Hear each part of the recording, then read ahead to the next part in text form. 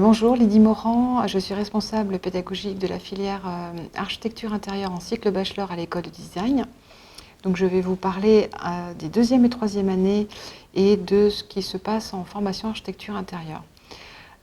Donc pour commencer, qu'est-ce que l'architecture intérieure? C'est tout simplement l'aménagement d'espaces publics ou privés dans un cadre naturel ou bâti, principalement dans un cadre bâti. Les champs d'activité sont très divers et variés puisqu'il s'agit de tout ce que l'on connaît pour vivre, pour se distraire, pour travailler, pour se soigner. Donc ça concerne l'habitat, les espaces commerciaux, les administrations, l'hôtellerie, les espaces de loisirs, de culture, de santé. Voilà tous les espaces que l'on connaît habituellement dans notre vie quotidienne. Le rôle de l'architecte d'intérieur, peut-être faire un point sur le métier d'architecte d'intérieur. Son rôle est de concevoir un projet, évidemment, de répondre aux besoins des usagers, d'assurer la fiabilité des ouvrages d'un point de vue technique et réglementaire ainsi qu'économique. Le but étant évidemment à l'arrivée, c'est d'apporter une plus-value et de pouvoir innover. Toutes les matières enseignées à l'école de design dans cette filière doivent donc permettre de former les futurs architectes d'intérieur, et toutes ces matières en fait vont dans ce sens, c'est-à-dire tout se catalyse dans le projet. Donc l'apprentissage se fait principalement par le projet, mais via toutes les matières techniques liées au logiciel, les matières liées au dessin, etc.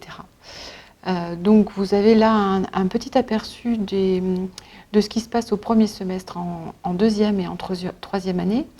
On fonctionne avec des pôles de culture générale où vous allez trouver l'expression écrite et orale, de l'anglais, l'histoire de l'art, architecture, la sociologie en troisième année, un pôle culture de l'entreprise qui permet effectivement de pouvoir travailler sur tout ce qui est projection professionnelle, CV, lettres de motivation, un pôle mode d'expression avec du dessin couleur, du design graphique, séminaire couleur, création plastique. En troisième année, on retrouve en mode d'expression du dessin couleur, donc c'est un peu plus léger en troisième année sur ce pôle-là.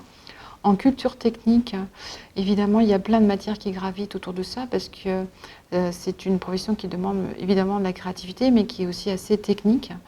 Donc on a des cours de physique, évidemment, de la physique qui est liée à tout ce qu'on retrouve sur la réalité du terrain, c'est-à-dire comment calculer l'isolation thermique, l'isolation phonique, par exemple.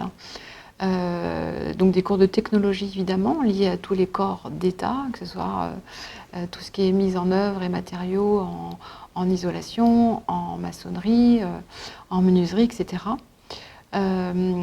Et puis des cours sur les logiciels comme Photoshop, Illustrator, InDesign, des cours de perspective aussi, un séminaire d'ergonomie.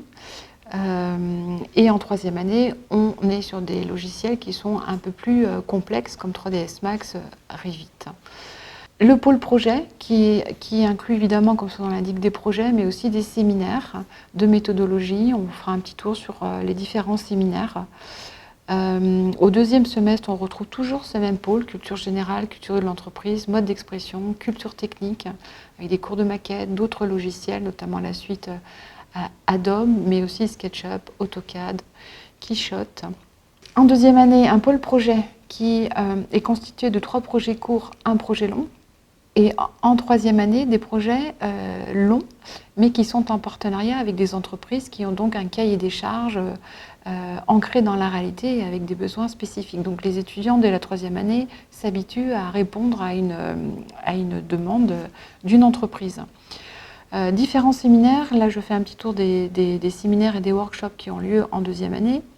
Et je vais peut-être un peu plus vous expliquer ce qu'est le séminaire ergonomie, où on est sur une sensibilisation à l'accessibilité, tout ce qui est normes d'accessibilité pour les PMR, les personnes à mobilité réduite, dans les ERP, établissements recevant du public. Là, vous voyez en image, par exemple, un circuit, ce qui permet aux étudiants de voir qu'il faut évidemment appliquer les normes, mais que ça ne suffit pas. Il faut aussi être en empathie avec les usagers pour essayer de rendre l'espace beaucoup plus facilement utilisable et plus vivable quand on a un handicap. séminaire méthodologie qui concerne toute la méthodologie de projet, et un séminaire espaces commerciaux qui est commun d'ailleurs avec les étudiants en scénographie, où on les fait travailler sur des espaces de vente. Là, vous voyez des maquettes qui ont été réalisées par les deuxièmes années lors de ce séminaire. Donc en troisième année, on a 2 workshops principaux. Donc un workshop qui s'intitule Espaces connectés, sur lequel les étudiants ont à concevoir des espaces de vie, de travail ou de commerce, mais des espaces connectés, donc qui utilisent des outils numériques de façon à faciliter les usages et proposer des services supplémentaires. Donc ils produisent des maquettes, en voici un exemple.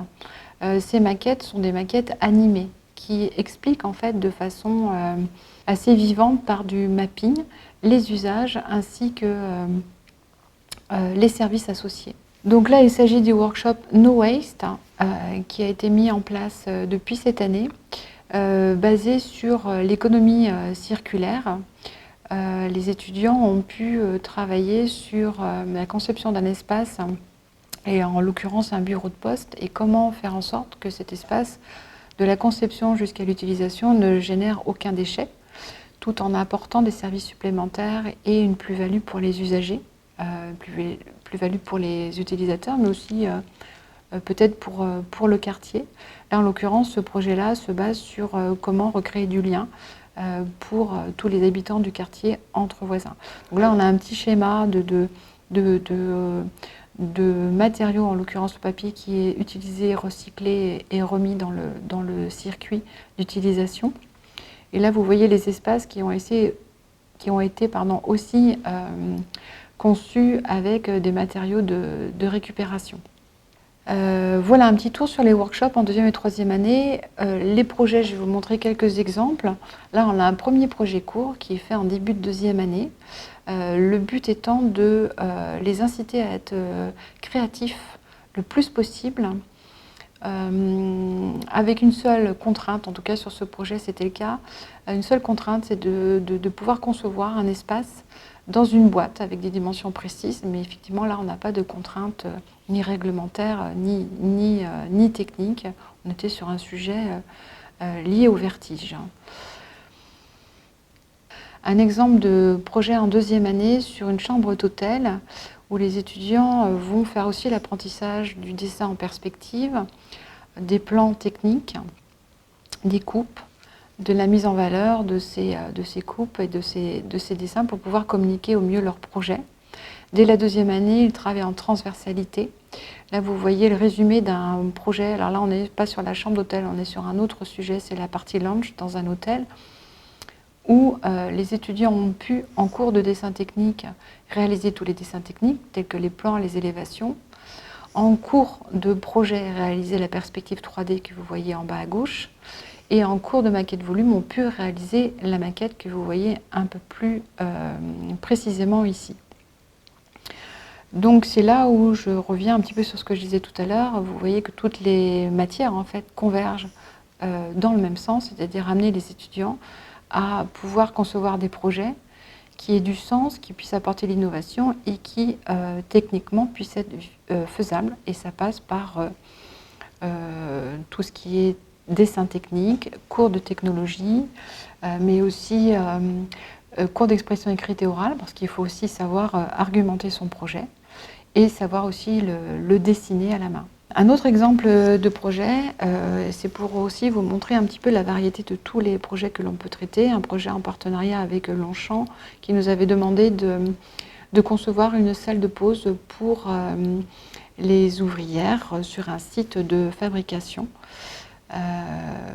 Voilà un exemple, et on change complètement de sujet avec la faculté de sciences de Nantes qui nous avait demandé dans ces différents bâtiments qui représentent une surface assez importante de pouvoir proposer des espaces supplémentaires à créer dans ces espaces perdus que sont les couloirs, et comment faire de ces lieux-là des lieux d'apprentissage, des lieux de pause, des lieux d'échange. Donc il y avait tout un travail sur l'espace, sur la posture, la façon de pouvoir créer des espaces qui permettent de faciliter la communication ou au contraire la concentration et le calme. Un autre exemple de projet qui est en partenariat, c'est un projet de troisième année sur un espace de vente. L'ami Caline qui nous avait consulté pour pouvoir optimiser l'espace de façon à permettre aux usagers de bénéficier d'autres services pendant le temps d'attente éventuellement. Donc il y avait toute une réflexion là-dessus. Des concours aussi que les étudiants doivent aussi faire en troisième année. Là, il est question d'une... Alors là, c'est toute la classe qui a participé à un concours pour le groupe Accor l'année dernière sur la reconfiguration ou la conception des cabines dans l'Orient Express. Donc voilà le premier prix qui a été remporté par une équipe d'étudiants de l'école de design, mais qui se situe à Montréal, avec Julia, qui est une ancienne étudiante en bachelor architecture intérieure. Voilà un petit peu le projet tel qu'il a été conçu. Et puis le troisième prix sur ce concours qui a été remporté par 4 étudiants qui étaient l'année dernière en troisième année en bachelor architecture intérieure. Pour prétendre au titre d'architecte d'intérieur, le designer doit avoir suivi une formation reconnue par la profession, notamment par le CFAI, le Conseil français des architectes d'intérieur. C'est le cas pour le programme architecture intérieure en cycle bachelor à l'école de design, qui bénéficie d'ailleurs à ce titre du suivi de son cursus par cet organisme de contrôle professionnel.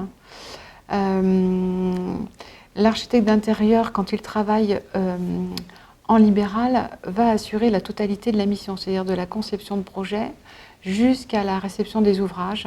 Et il a une obligation de souscrire une assurance décennale, donc il engage sa responsabilité sur 10 ans.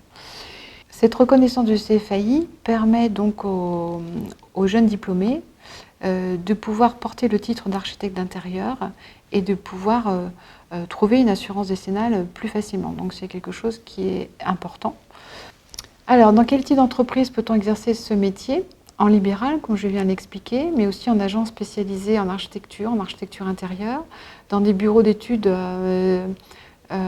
d'industriels, ça peut être des cuisinistes, des fabricants de stands également. Ça peut être également au service de maîtres d'œuvre publics, privés, tout ce qui concerne les aménagements de lieux tels que des gares, des aéroports, des galeries marchandes, des magasins, des salons professionnels, et puis aussi dans l'habitat, évidemment. Il est possible aussi de faire de la recherche dans des domaines divers et variés, puisque les compétences en architecture intérieure se retrouvent dans tous les lieux de vie, de travail, de loisirs et de santé.